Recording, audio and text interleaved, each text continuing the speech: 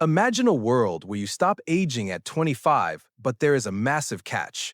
You are genetically engineered with a digital clock on your forearm that starts counting down the moment you hit that birthday. In this reality, time is the only currency. You pay for your coffee with minutes, your rent with weeks, and your salary is paid in hours. If that clock hits zero, you drop dead on the spot, no matter where you are or what you are doing. The rich can live forever, while the poor have to hustle every single day just to see the next sunrise. This is the life of Will Salas, a man living in the industrial ghetto known as Dayton. In Dayton, everyone is in a constant, literal rush. You see people running to work, running to the store, and constantly checking their glowing green wrists. Will lives with his mother, Rachel, who is celebrating her 50th birthday, though she looks exactly like she is 25. Just like everyone else, Will works a grueling job at a factory where they manufacture the very time capsules used by the wealthy. Every day, the cost of living goes up. The factory increases quotas while the bus fares and food prices rise. 2 hours. It's always been an hour. A systematic move to ensure the poor stay poor and keep dying off. One night, Will's life changes forever when he walks into a local bar and spots a man named Henry Hamilton. Hamilton is a rich man who has over a century of time on his arm, and he is foolishly flaunting it in a place where people kill for a few hours. This is where everything starts to go wrong. A gang of professional time thieves called the Minutemen, led by a ruthless 75-year-old thug named Fortis, arrives to rob Hamilton.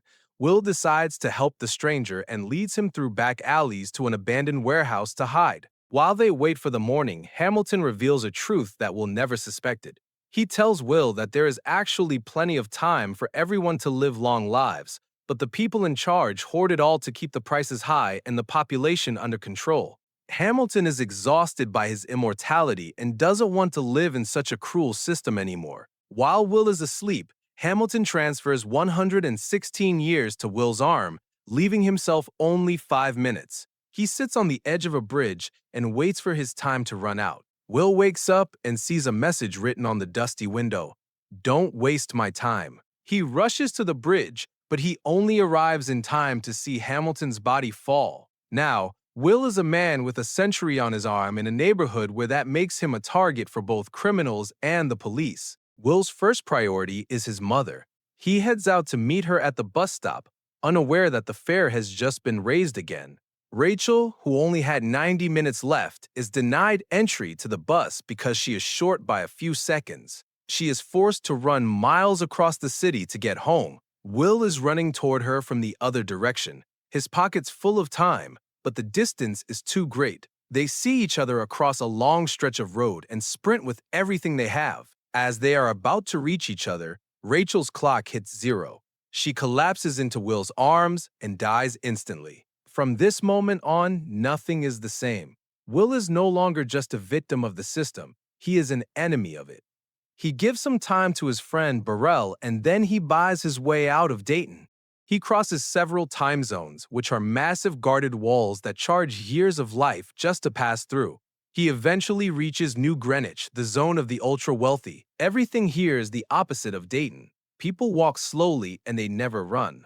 Will checks into a luxury hotel and buys a fast car, attracting the attention of Sylvia Wise, the daughter of Philippe Wise, the richest man in the world. Will ends up at a high-stakes poker game with Philippe.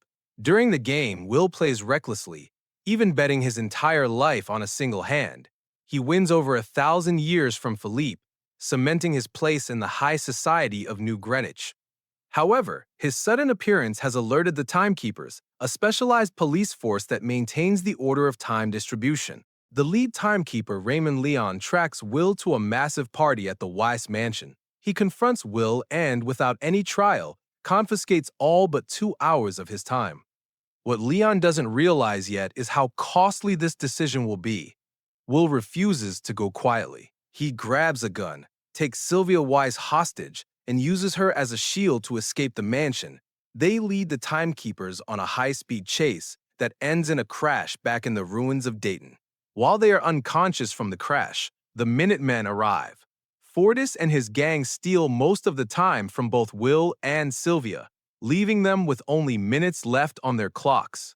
Sylvia is suddenly faced with the reality of the poor.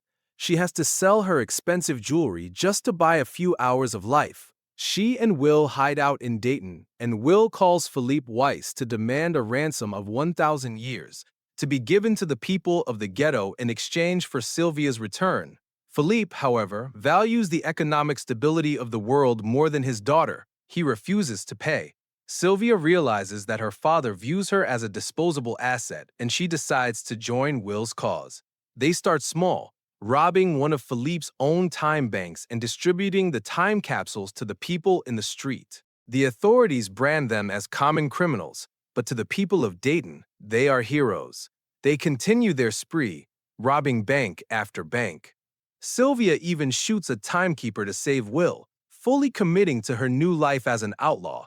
However, they soon realize that their efforts are being neutralized. Every time they give time to the poor, the system simply raises prices, meaning the people are still dying at the same rate.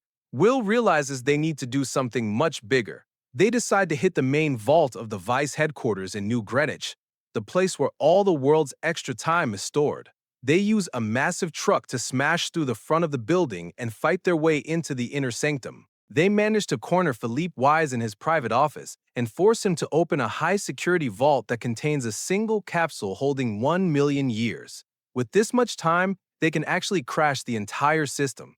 They take the capsule and head back toward Dayton, but Raymond Leon is right on their heels. He intercepts them in a wasteland between the zones. In a final confrontation, Leon realizes too late that in his obsession with the chase, he neglected to collect his own daily time salary. His clock hits zero mid-sentence, and he dies. Will and Sylvia are also down to their final seconds. Will runs to Leon's patrol car to find the backup time supply, grabs it, and races back to Sylvia just as she is about to fade away. They share the time and survive. The million-year capsule is successfully distributed to the people of Dayton. The impact is immediate and total. The workers in the factories look at their arms, realize they have decades of life, and simply walk off the job. The entire economy of the world, built on the desperation of the working class, collapses instantly. Thousands of people begin a massive migration, walking through the toll booths and moving into the wealthy zones because there is no one left to stop them or charge them. The guards simply step aside as the masses pour through. The final state of the world is one of complete systemic failure for the elite. Philippe Weiss is left alone in his empty empire. Will and Sylvia are last seen standing in front of an even larger bank, preparing for another heist to ensure the system can never be rebuilt. They are still outlaws, and the clock is still ticking, but the barriers between the rich and the poor have been permanently shattered.